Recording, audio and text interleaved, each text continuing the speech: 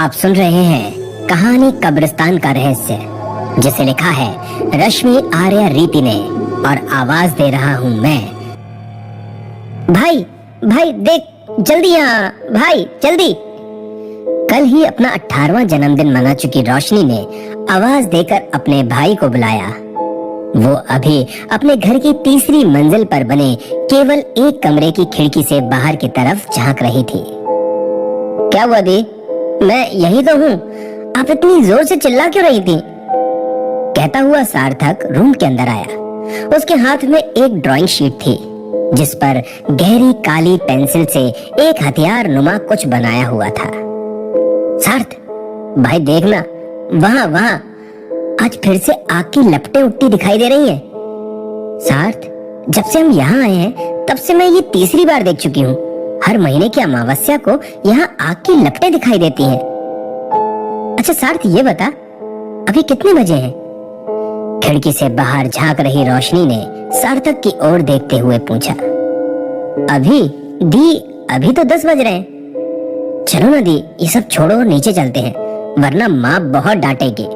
सोने का समय हो रहा है। घड़ी देखते हुए सार्थक बोला और नीचे जाने लगा। रुक भाई, सुन ना यार, मेरी वहां जाने की इच्छा हो रही है। आखिर वहां क्या है और ये आग क्यों जलती है, और वो भी इतनी ऊपर तक कैसे? सार्थक को रोकते हुए वहां जाने की इच्छा जताते हुए रोशनी बोली। नहीं दी, वहां मत जाना, पता नहीं वहां क्या हो। सुना है अमावस्या वाले दिन भूत पिशाच चुड़ैल सब शैतान की उपासना करते हैं, और तो और वो लोग अमावस्या वाले दिन रात के 12 बजे नर बलि भी देते हैं। ना बाबा ना, वहां जाना तो दूर, मैं तो वहां जाने की सोचूंगा भी नहीं। और आप भी मत सोचना, मुझे पता है आपको नई नई चीजें देखने और सुनने का शौक है। आपका तो पता नहीं, लेकिन मुझे मरने से बहुत डर लगता है। अपनी आंखें बड़ी करके रोशनी को देखते हुए सार्थक ने वहां जाने से मना कर दिया। क्या रे सार्थक, डरपोक कहेगा। देख, मैं तो माँ से छुपकर जा रही हूँ, अगर तुझे आना है तो आजा। कहते हुए रोशनी ने सार्थक के सर पर एक टपली मारी और रूम से बाहर आ गई।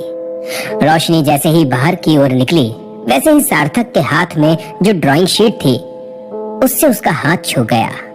रोशनी तो निकल गई, लेकिन अचानक ही उस शीट पर बनी हुई ड्राइंग सुनहरे रंग से चमकने लग गई, जिसे सार्थक नहीं देख पाया। रोशनी और सार्थक दोनों भाई बहन थे जो बचपन में तो बहुत झगड़ते थे, लेकिन जैसे जैसे बड़े होते गए वैसे वैसे उन दोनों के बीच स्नेह बढ़ता गया। वो दोनों भाई बहन तो थे, लेकिन सौतेले। हाँ, वो सौतेले भाई बहन थे। रोशनी जब 3 महीने की थी तभी उसकी माँ चल बसी।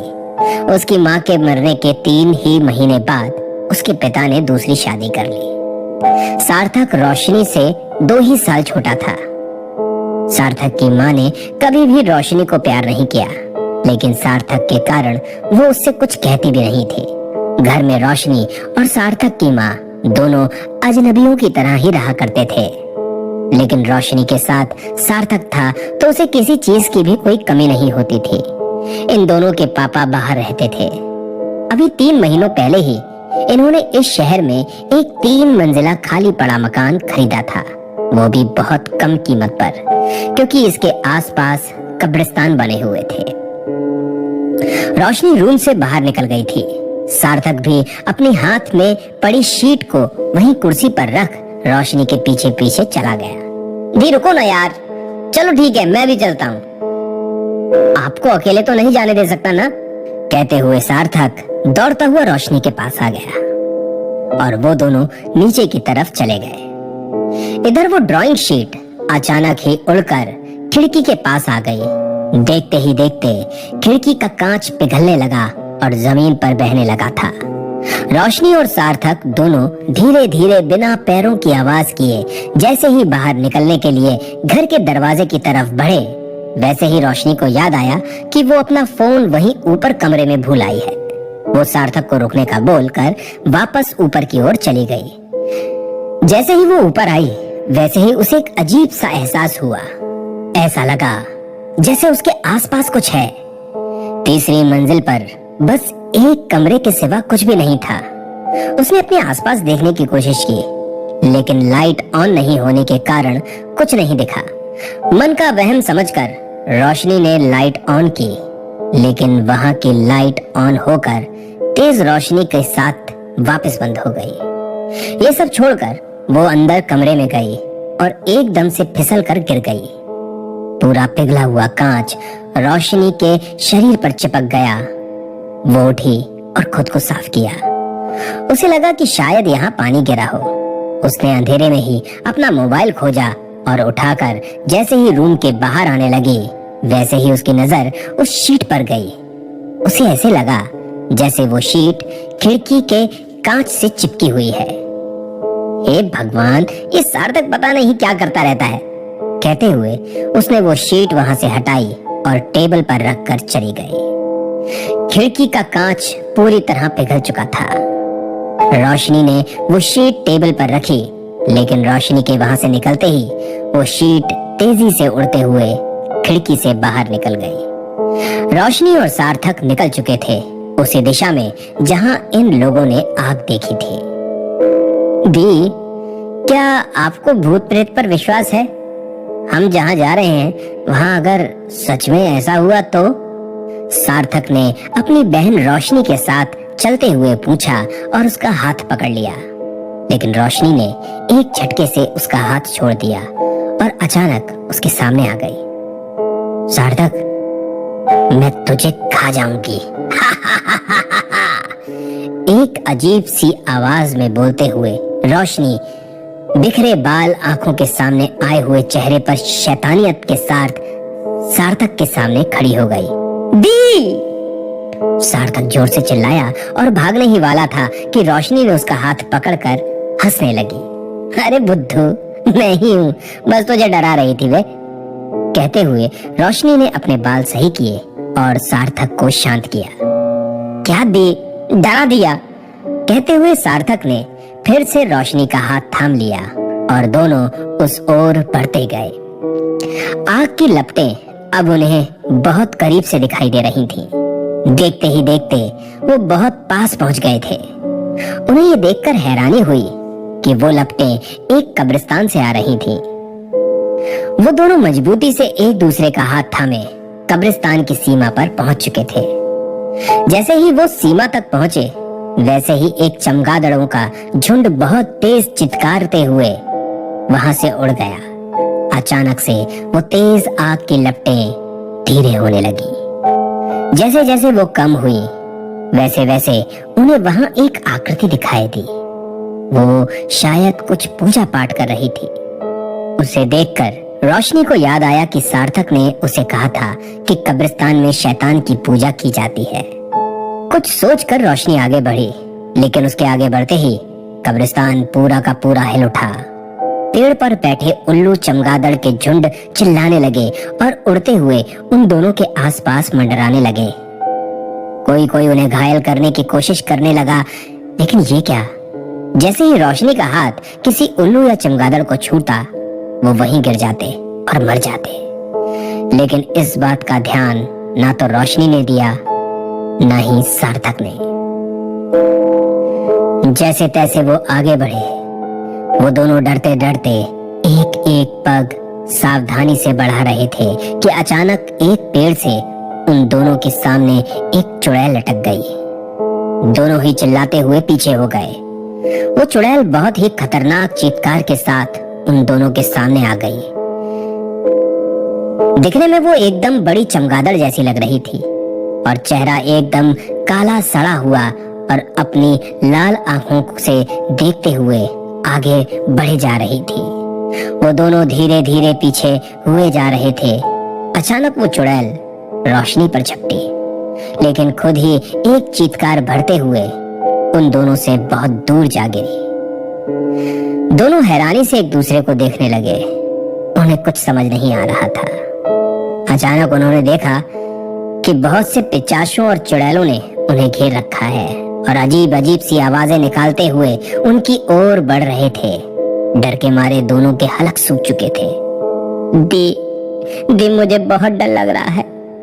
हम क्यों आए यहाँ पर? यदि मम्मी को पता चल गया तो क्या होगा? सार्थक डरते हुए बोला। सार्थ, जिंदा रहेंगे तो माँ को पता चलेगा ना, अभी तो यहाँ से बचने के बारे में सोचो। रोशनी उन सब चुड़ैलों को देखती हुई बोली। तभी रोशनी को उन चुड़ैलों के बीच से ही निकलने के लिए जगह दिखाई दी। सार्थ, भागो यहाँ से, जल्दी निकलो, कहते हुए रोशनी ने सार्थक का हाथ पकड़ा और भागते हुए पिचाशों और चुड़ैलों के बीच से निकल गई। वो भागने लगे, लेकिन अचानक ही भागते भागते एक कब्र से टकराकर दोनों नीचे गिर गए। सार्थक झट से वापस खड़ा हो गया और रोशनी को हाथ देकर खड़ा किया। जैसे ही रोशनी खड़ी होकर आगे बढ़ी, वैसे ही कब्र से एक काला सा कुछ बड़ा सा हाथ निकला और रोशनी के उस हाथ ने पैर पकड़ लिए। रोशनी और सार्थक की चीख निकल गई। रोशनी खुद को छुड़ाने के लिए प्रयास करने लगी, लेकिन कुछ नहीं हुआ। जैसे ही रोशनी ने अपने हाथ से उस हाथ को छुआ, वैसे ही वहां एक भयंकर चीख निकली और वो हाथ जल गया। ये देख रोशनी और सार्थक दोनों हैरान रह गए। दी, ये क्या हुआ था? आपने जैसे ही हाथ लगाया वो हाथ कैसे जल गया? क्या आप में कुछ शक्तियां हैं या ये सिर्फ इत्तेफाक था? सार्थक ने हैरानी से पूछा। तभी अचानक हवाएं चलने लगी, बहुत तेज, और अजीब अजीब सी आवाजें भी आने लगी थी। बहुत दूर से एक उड़ती हुई चीज आते हुई दिखाई दी, जिससे बहुत तेज रोशनी निकल रही थी। वो आग की लपटें फिर से तेज हो गईं और चारों तरफ भयानक माहौल हो गया। तभी एक बहुत खतरनाक आवाज पूरे कब्रिस्तान में गूंज उठी। आज मेरा 100 साल पुराना सपना पूरा होने वाला है। इस पूरी दुनिया पर मेरा राज होगा। आज शैतान को प्रसन्न कर मैं बहुत सी शक्तियां अर्जित करने वाली हूँ। कहता हुआ एक काला सा साया उन्हें उस आग की लपटों के बीच में दिखाई दे रहा था। देखते ही देखते वो आग की लपटें और वो काला साया उन दोनों के काफी करीब आ गया था। वो दोनों बुत बने ऐसे ही खड़े ये सब देख रहे थे। जरूरत थी मुझे तुम दोनों इंसानों की। ये कायनात भी यही चाहती है कि मैं अपनी शैतानियत के बल पर इस पूरी दुनिया पर राज करूं। उस साये की हंसी पूरे कब्रिस्तान में गूंज उठी। अचानक वो साया उड़ती हुई चमकती हुई चीज को देखकर उसे अपने पास बुलाने के लिए कुछ मंत्र पढ़ने लगा। जैसे ही उसने कुछ मंत्र पढ़ा, वैसे ही वो उड़ती हुई चीज उसके हाथों में आ गई। ये वही शीट थी जो सार्थक के हाथ में थी। सार्थक ने इसे देखते ही पहचान लिया। अरे अरे, ये तो वही ड्राइंग शीट है जो मुझे उस स्टोर पर मिली थी और मैं आपको दिखाने के लिए लाया था दी। हड़बड़ाते हुए सार्थक बोला। अचानक पूरा कब्रिस्तान कांपने लगा और जहां रोशनी और सार्थक खड़े थे, वहां से कुछ ही दूरी पर धरती फट गई और एक कब्र उससे बाहर आ गई। जैसे ही कब्र बाहर आई, उस काले साए के चेहरे पर से नकाब हट गया। माँ आप? सार्थक और रोशनी दोनों एक साथ चिल्लाए। हाँ, मैं तुम लोगों की माँ नहीं हूँ। 100 साल पुरानी पिचाशनी हूँ जो ना अपने परिवार की होती है और ना ही अपने बच्चों की। मुझे शैतानियत ताकतों के लिए अपने ही खून की बलि देनी थी, लेकिन ये लड़की मेरी दुश्मन है। इसकी अच्छाई की ताकतों के आगे मेरी शक्तियां कमजोर पड़ गईं। बहुत बार इसने तुझे जाने अनजाने बचा लिया, लेकिन आज नहीं, आज कोई नहीं बचेगा। ये देख रहे हो? उसने उस ड्राइंग शीट की तरफ इशारा करते हुए कहा। जब मेरे आका को इस कब्र में डाल दिया गया था, उससे पहले इन्होंने ये कागज दिया था और बताया था कि जो कोई अच्छी शक्ति इसे छुएगी तो ये कागज से निकलकर बाहर आ जाएगा। बचपन में एक बार इस लड़की ने इसे छुआ तो ये एकदम से जगमगाया, लेकिन उस वक्त ये 18 की नहीं थी। इतने सालों में मैं इसके 18 होने का इंतजार कर रही हूँ, इसलिए आज से 3 महीने पहले से यहाँ बलि देकर अनुष्ठान कर रही थी, ताकि ये लड़की 18 की होते ही इसे छुए और बाहर आ जाए। आज आखिरी बलि है और वो बलि है मेरे अपने खून की। कहते हुए एक भयानक हंसी के साथ अपना हाथ लंबा करके सार्थक को उसकी गर्दन पकड़कर उठा लिया। सार्थक दर्द के मारे तड़पने लगा। दी बचाओ, माँ छोड़ो, छोड़ दो मुझे। सार्थक खुद को छुड़ाने का प्रयास करने लगा, लेकिन नहीं छुड़ा पाया। रोशनी समझ नहीं पा रही थी कि वो क्या करे। अचानक उसे वो शीट दिखी जिस पर अभी भी रोशनी चमक रही थी। सार्थक को उठाने के चक्कर में उसकी माँ ने उस शीट को छोड़ दिया था। वो शीट वहां से उड़ती आग की लपटों के पास ही गिरी पड़ी थी। रोशनी आग की तरफ भागी और उस शीट को उठा लिया। आग के पास पहुंचते ही रोशनी के शरीर पर लगा कांच का पदार्थ फिर से पिघलने लगा था और जमीन पर गिरते हुए एक गोला सा बन गया। देखते ही देखते रोशनी के हाथ में पकड़ी गई शीट अचानक से परिवर्तित होकर एक हथियार का रूप ले चुकी थी। जैसे ही वो शीट हथियार में बदली, वैसे ही आसमान से एक रोशनी उस हथियार पर गिरी। पूरे कब्रिस्तान में रोशनी फैल गई। वो 100 साल पुरानी पिचाशन दर्द से चिल्ला पड़ी और उसने सार्थक को छोड़ दिया। सार्थक दौड़कर रोशनी के पास आ गया। आसमान से निकली तेज रोशनी के शरीर पर लगे कांच के तरल पदार्थ से टकराकर पूरे कब्रिस्तान पर फैल गई और इसी रोशनी से पूरे कब्रिस्तान के पिचाश और चुड़ैल जलकर खाक हो गए। लेकिन वो 100 साल पुरानी पिचाशनी नष्ट नहीं हुई, क्योंकि वो इंसानी रूप में थी। इसी रोशनी से जमीन से निकलने वाली कब्र वापस जमीन में चली गई। अचानक रोशनी को एक आवाज सुनाई दी जो वहां बनी एक पवित्र कब्र से आ रही थी। उससे भी एक अलग ही तरह की रोशनी निकल रही थी।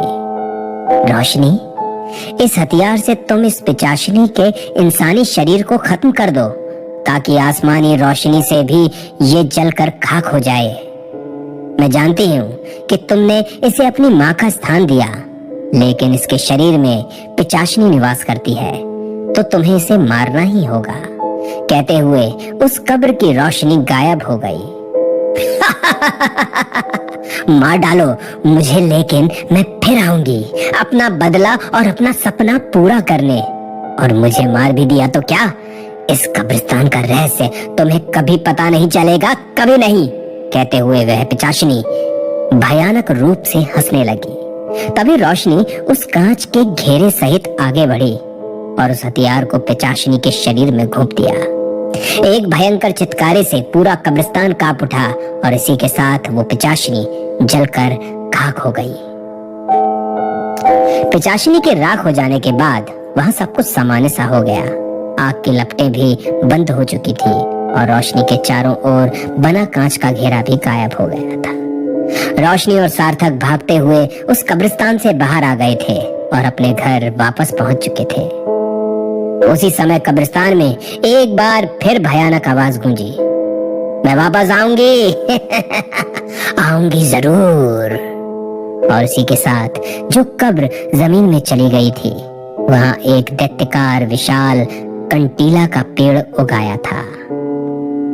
आज भी उस कब्रिस्तान का रहस्य बरकरार है और वो 100 साल पुरानी पिचाशनी फिर से आने के लिए उसी पेड़ की जड़ों में बैठकर तपस्या कर रही है।